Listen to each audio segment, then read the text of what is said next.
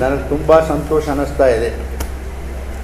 ಬಿಜಾಪುರ ಜಿಲ್ಲೆಗೆ ಒಟ್ಟು ಎಲ್ಲ ರೀತಿಯ ಅಭಿವೃದ್ಧಿಯ ದೃಷ್ಟಿಯಿಂದ ಕೇಂದ್ರ ಸರ್ಕಾರದಿಂದ ಸುಮಾರು 1,433 ಕೋಟಿ ರೂಪಾಯಿ ಹಣವನ್ನು ಕೇಂದ್ರ ಸರ್ಕಾರದಿಂದ ಬಿಜಾಪುರ ಜಿಲ್ಲೆಯ ಅಭಿವೃದ್ಧಿಯ ಸಲುವಾಗಿ ಕೇಂದ್ರ ಸರ್ಕಾರ ಬಿಡುಗಡೆಯನ್ನು ಮಾಡಿ ಮಂಜೂರು ಮಾಡಿದೆ. ಇದು ಅತ್ಯಂತದ ಸಂತೋಷದ ಸಂಗತಿ ಅಂತ ಹೇಳಿ ನಾನು ಹೇಳಲಿಕ್ಕೆ ಬಯಸ್ತೀನಿ. ಈ ಒಂದು ಹಣದಲ್ಲಿ ಇದರಲ್ಲಿ PWD ರೋಡ್ ಆನ್ಗೋಯಿಂಗು ಮತ್ತು 2024 ಮತ್ತು 25ರಲ್ಲಿ ಏನು ರೋಡ್ಸ್ ಇದ್ದವೋ ಆ ರೋಡ್ಗಳು ನಿಮಗೆಲ್ಲನೂ ಒಂದು ಪ್ರತಿಯನ್ನು ಕೊಟ್ಟಿದ್ದೀನಿ. ಡಿಟೇಲಾಗಿ ಯಾವ್ದು ಎಷ್ಟೆಷ್ಟು ಹಣ ಅನ್ನೋದು ನಾನು ಕೊಟ್ಟಿದ್ದೀನಿ. ತಮಗೆ ಇದರಲ್ಲಿ ಎಲ್ಲನೂ ಬರ್ತದೆ. PWD ಬರ್ತದೆ, ಆಮೇಲೆ ಎಜುಕೇಷನ್ ಡಿಪಾರ್ಟ್ಮೆಂಟ್ ಬರ್ತದೆ, ಆಮೇಲೆ ಫಿಶರೀಸ್ ಡಿಪಾರ್ಟ್ಮೆಂಟು, ಆಮೇಲೆ ವೆಟರ್ನರಿ ಬಿಲ್ಡಿಂಗ್ಗಳು, ಈ ವೆಟರ್ನರಿ ಡಿಪಾರ್ಟ್ಮೆಂಟ್ ಬಿಲ್ಡಿಂಗ್ಗಳು ಮತ್ತು ಅದಕ್ಕೆ ಬೇಕಾಗತಕ್ಕಂಥ ವಸ್ತುಗಳಿಗೆ ಸಲುವಾಗಿ ಅದನ್ನು ಕೂಡ ಬರ್ತದೆ. ಅದರ ಜೊತೆಗೆ ಇದೇನು upgradation of the veterinary hospitals, ಆಮೇಲೆ establishment of a common facilities centres, ಇದು ಹೆಲ್ತ್ ಡಿಪಾರ್ಟ್ಮೆಂಟದ್ದು. ಆಮೇಲೆ ಇನ್ನೇನಪ್ಪ ಅಂದರೆ ಕೆಲವೊಂದು ಈ ಕೋಲ್ಡ್ ಸ್ಟೋರೇಜ್ಗಳು ಬೇಕು ಅಂಥೇಳಿ ಜನನೂ ಕೂಡ ಭಾಳ ಸಲ ಒತ್ತಾಯ ಮಾಡ್ಯಾರ. ಈಗ ಅದರ ಸಲುವಾಗಿ ಇವತ್ತು ತಿಕೋಟಾ ತಾಲೂಕಿನಲ್ಲಿ ಸುಮಾರು 399 ಅಂದರೆ ಲಕ್ಷ, 3 ಕೋಟಿ ಅಂದರೆ ಅಂದಾಜು 4 ಕೋಟಿ ರೂಪಾಯಿ ಒಂದು ಕೋಲ್ಡ್ ಸ್ಟೋರೇಜು ತಿಕೋಟಾನಲ್ಲಿ. ಆಮೇಲೆ ಅರಕೇರಿನಲ್ಲಿಯೂ ಕೂಡ ಒಂದು ಕೋಲ್ಡ್ ಸ್ಟೋರೇಜು ಅಂದಾಜು ಸುಮಾರು 2,000 ಮೆಟ್ರಿಕ್ ಟನ್ ಕೋಲ್ಡ್ ಸ್ಟೋರೇಜ್ ಅದು. ಎಲ್ಲಿ? ಅರಕೇರಿನಲ್ಲಿ. 1,11 ಲಕ್ಷ ಅಂದ್ಕೊಳ್ರಿ. ಅದು ಇವು 2 ಮೇಜರ್ ವರ್ಕು. ಆಮೇಲೆ ಗೋಡೌನ್ ಸಹಿತನೂ ಬರ್ತದೆ. ವಿಜಯಪುರ ಜಿಲ್ಲೆಯ construction of A white proper MMY CC road, ಇದರಲ್ಲಿ ಗೋಡೌನ್ ಎಲ್ಲನೂ ಬರ್ತದೆ. ಇದು ಬಸವನ ಬಾಗೇವಾಡಿ APMCನಲ್ಲಿ ಅಂದಾಜು 12 ಕೋಟಿ ರೂಪಾಯಿದು ಒಂದು ಗೋಡೌನ್ ಕೂಡ ಅಲ್ಲಿ ಬಾಗೇವಾಡಿನಲ್ಲಿ ಬರ್ತದೆ. ಆಮೇಲೆ ಇನ್ನು ಜಲಧಾರೆ ಯೋಜನೆ, ಎಲ್ಲಕ್ಕಿಂತ ಇಂಪಾರ್ಟೆಂಟ್ ಜಲಧಾರೆ ಯೋಜನೆಯೂ ಕೂಡ ಇದರಲ್ಲಿ ಬರ್ತದೆ. ಇವೆಲ್ಲನೂ ಸೇರಿ ಸುಮಾರು MIನಲ್ಲಿ ಸುಮಾರು 290 ಕೋಟಿ ರೂಪಾಯಿ 16,000 ರೈತರಿಗೆ ಇನ್ವಾಲ್ವ್ಮೆಂಟ್ ಮಾಡಿ ಅವ್ರಿಗೆ ಡ್ರಿಪ್ಪು ಮತ್ತು ಸ್ಪ್ರಿಂಕ್ಲರ್ ಕೊಡ್ತಕ್ಕಂಥ ವ್ಯವಸ್ಥೆ ಈ ಒಂದು ಯೋಜನೆಯಲ್ಲಿ ಅದ. ಇದೆಲ್ಲನೂ ಎಲ್ಲಿದಪ್ಪ ಅಂತಂದ್ರೆ ನಮ್ಮ ಕೇಂದ್ರ ಸರ್ಕಾರದ ನಬಾರ್ಡ್ ಯೋಜನೆ ಅಡಿಯಲ್ಲಿ ಬರ್ತಕ್ಕಂಥ ರೂರಲ್ ಇನ್ಫ್ರಾಸ್ಟ್ರಕ್ಚರ್ ಡೆವಲಪ್ಮೆಂಟ್ ಫಂಡ್ ಅಂತಾರೆ.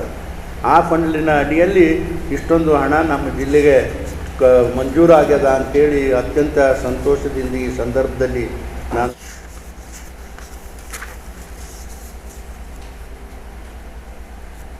ಇವು ಸುಮಾರು ಈ ಜಲಧಾರೆ ಯೋಜನೆಯಲ್ಲಿ ಸುಮಾರು ಅಂದಾಜು 900 ಹಳ್ಳಿಗಳಿಗೆ ಓವರ್ ಹೆಡ್ ಟ್ಯಾಂಕು ಮತ್ತೊಂದು ಕಟ್ಟಿಸ್ತಕ್ಕಂಥ ವ್ಯವಸ್ಥೆ ಆಗ್ತದೆ ಈ ಜಲಧಾರೆ ಯೋಜನೆಯಲ್ಲಿ.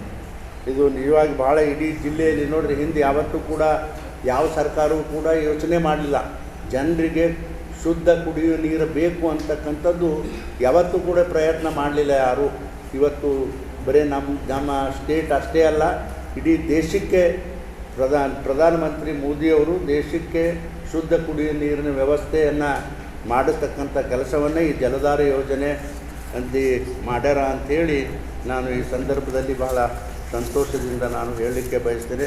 ಸುಮಾರು ನಮ್ಮ ಜಿಲ್ಲೆಗೆ ಬರಬೇಕಾಗದಂಥ ಏನು ಕೇಂದ್ರ ಸರ್ಕಾರದ ಹಣದಲ್ಲಿ ಕೂಡ ಯಾವುದೂ ಕೂಡ ವ್ಯತ್ಯಾಸ ಆಗಿಲ್ಲ. ಎಷ್ಟು ಸಾಧ್ಯದಪ್ಪ ಅಷ್ಟು ನಮ್ಮ ಪ್ರಧಾನಮಂತ್ರಿಗಳು ನಮ್ಮ ಜಿಲ್ಲೆಗೆ ಕೊಡ್ತಕ್ಕಂಥ ಪ್ರಯಾಸ ಮಾಡ್ಯಾರ ಅಂಥೇಳಿ ನಾನು ಹೇಳಲಿಕ್ಕೆ ಬಯಸ್ತೇನೆ. ಆಗಿರ್ತಕ್ಕಂಥ ಕೆಲಸ ನಮ್ಮ ಈ ಸರ್ಕಾರದಲ್ಲಿ ನೋಡಿರಿ, ಈಗ ಎಷ್ಟು ಜಲಧಾರೆ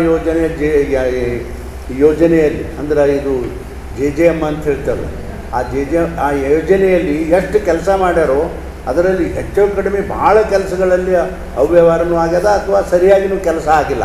ಅದಕ್ಕೆ ಕಾರಣೀಭೂತರು ಯಾರಪ್ಪ ಅಂತಂದ್ರೆ ಈ ಸರ್ಕಾರದವರು. ಈಗ ನೋಡಿರಿ ಏನು ಮಾಡ್ತಾರೆ, ಕಾಂಟ್ರಾಕ್ಟ್ ತೊಗೋತಾರೆ. ಈಗ ಹಳ್ಳಿ ಅಥರ್ಗ ಹಳ್ಳಿನೋ ಬಿಜಾಪುರದ ಕಾಂಟ್ರಾಕ್ಟ್ ತೊಗೋತಾರೆ. ಕಾಂಟ್ರಾಕ್ಟ್ ತೊಗೊಂಡವನು ತಾನು ಮಾಡೋಂಗಿಲ್ಲ. ಅವನು ಏನು ಮಾಡ್ತಾನೆ, ಇನ್ನೊಬ್ಬ ಚಪರಾಸಿನ ಹುಡುಕ್ತಾನವ. ತಾನು ಎಷ್ಟು ಹಣ ತಿನ್ನಬೇಕು ತಿಂದು ಅವನ ಕಡೆಯಿಂದ ಇಸ್ಕೊಂಡು ಮತ್ತೊಬ್ಬನಿಗೆ ಸಬ್ ಕಾಂಟ್ರಾಕ್ಟ್ ಕೊಡ್ತಕ್ಕಂಥ ಕೆಲಸ ಮಾಡ್ತಾರೆ. ಅಲ್ಲಿ ನೋಡಿರಿ ಎಷ್ಟು ಅವ್ಯವಹಾರ ಇದೆ. ಸಬ್ ಕಾಂಟ್ರಾಕ್ಟ್ರ್ ಯಾಕೆ ಕೊಡಬೇಕು? ಅದಕ್ಕೆ ನನ್ನ ಅಭಿಪ್ರಾಯ ಪ್ರಕಾರ ಜಿಲ್ಲೆಯಲ್ಲಿ ಸಬ್ ಕಾಂಟ್ರಾಕ್ಟ್ರ್ ಎಷ್ಟು ಮಾಡ್ಯಾರಲ್ಲ, ಯಾರ್ಯಾರು ಕೊಟ್ಟಾರ ಅವ್ರನ್ನೆಲ್ಲ ಬ್ಲ್ಯಾಕ್ ಲಿಸ್ಟಿಗೆ ಹಾಕಿದ್ರು ಏನು ಅಡ್ಡಿ ಇಲ್ಲ ಅಂಥೇಳಿ ನನ್ನ ವೈಯಕ್ತಿಕ ಅಭಿಪ್ರಾಯಪ್ಪ. ಅದು ಯಾಕೆ ಕೊಡಬೇಕು? ನಿನಗೆ ನೇರವಾಗಿ ನಿನಗೆ ಕಾಂಟ್ರಾಕ್ಟು ಟೆಂಡರ್ ಆಗಿರ್ತದೆ, ನೀನು ಕೆಲಸ ಮಾಡಬೇಕಪ್ಪ. ಅದನ್ನು ಅವನು ಹೋಗಿಬಿಟ್ಟು ಇನ್ನೊಬ್ಬರಿಗೆ ನೀ ಆ ಕೆಲಸ ಕೊಟ್ಟರೆ ಆಮೇಲೆ ಯಾಕೆ ಸರಿಯಾಗಿ ಮಾಡ್ತಾನೆ? ನೀನು ಹಾಳಾಗ್ತೀಯ. ಅದಕ್ಕಾಗಿ ಅವ್ರನ್ನ ಎಲ್ಲರನ್ನೂ ಕೂಡ ಬ್ಲ್ಯಾಕ್ ಲಿಸ್ಟಲ್ಲಿ ಹಾಕಬೇಕು ಅಂಥೇಳಿ ನನ್ನ ಒಂದು ವೈಯಕ್ತಿಕ ಅಭಿಪ್ರಾಯ. ನಿಜವಾಗಿ ಅದರಲ್ಲಿ ನನಗೆ ಭಾಳ ಖೇದ ಅದ. ನೋಡಿರಿ ಎಷ್ಟು ಹೈರಾಣ, ಎಷ್ಟು ತೊಂದರೆ, ಎಷ್ಟು ಜನರಿಗೆ ಕುಡಿಲಕ್ಕೆ ನೀರು ಬೇಕು ಅಂಥೇಳಿ ಕೊಟ್ಟರೆ ಪಾಪಗೇಡಿ ಇಂಥ ಕೆಲಸ ಮಾಡ್ತಾರೆ. ಎಷ್ಟೋ ಹಳ್ಳಿಯೊಳಗೆ ಅದು CC ರೋಡ್ ಹಡ್ಡದ್ದು ಕೂಡ ಮುಚ್ಚಿಕೊಡ್ಬೇಕು ಅಂತದ, ಅದನ್ನು ಸಹಿತ ಮಾಡಿಲ್ಲ. ನಾನು ಒಂದು 2 ಪೇಪರ್ನಲ್ಲಿ ನೋಡಿದೆ, ಒಂದು 2-3 ಪೇಪರ್ನಲ್ಲಿ ಎಲ್ಲ ಕಡೆಯೂ ಅದೇ ವ್ಯವಸ್ಥೆ. ನಾನು ಚೀಫ್ ಸೆಕ್ರೆಟ್ರಿಗೆ ಹೇಳೀನಿ, ಆಮೇಲೆ ಎಕ್ಸಿಕ್ಯೂಟಿವ್ ಇಂಜಿನಿಯರ್ಗೆ ಹೇಳೀನಿ, ಎಲ್ಲರಿಗೆ ಎಮ್ ಎಲ್ ಎಗಳಿಗೆ ನಾ ಏನೂ ಹೇಳೋಕ್ಕೆ ಹೋಗೋದಿಲ್ಲ. ಅವ್ರು ಹೆಂಗೆ ಮಾಡ್ತಾರೋ ಏನೇನು ಮಾಡ್ತಾರೋ ನಿಮಗೆ ಗೊತ್ತದ.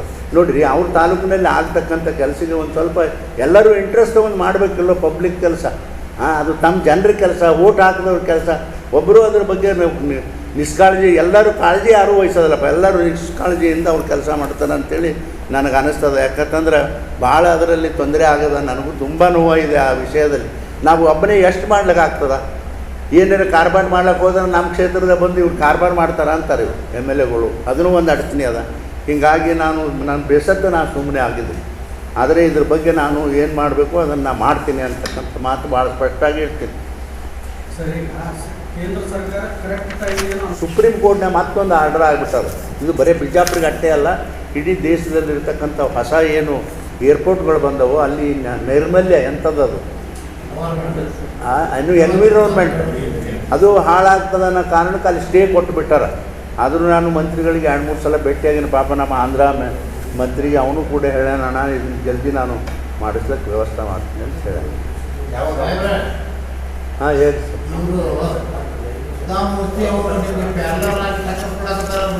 ಯಾವಾಗ ಸಾಹೇಬ್ರೆ? ಹಾಂ ಹಾಂ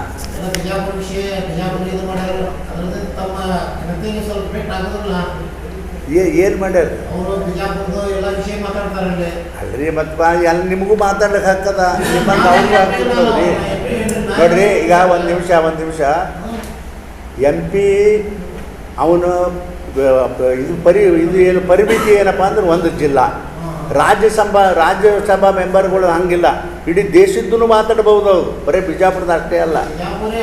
ಹೌದೌದು, ಅವರು ಬಿಜಾಪುರ ಇಲ್ಲಿ ಇದು ತೊಗೊಂಡಿದ್ದಾರೆ. ಅವರು ದತ್ತಕತ್ತಾರೋ ಏನೋ ಸುಡ್ಗಾಡ, ಅದಕ್ಕೆ ದತ್ತಕ್ಕೆ ತೊಗೊಂಡಾರ ಏನ್ರಿ? ಅದು ಯಾಕೆ ತೊಗೊಂಡಾರ ಅಂದ್ರೆ ಪಕ್ಕದ ಹಳ್ಳಿಯವ್ರು, ಪಕ್ಕದ ಜಿಲ್ಲೆನವ್ರು ಅದಾರ ಅಂತ ತೊಗೊಂಡಾರ.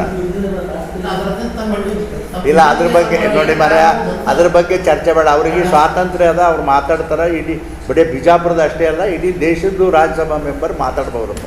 ಅದ್ರ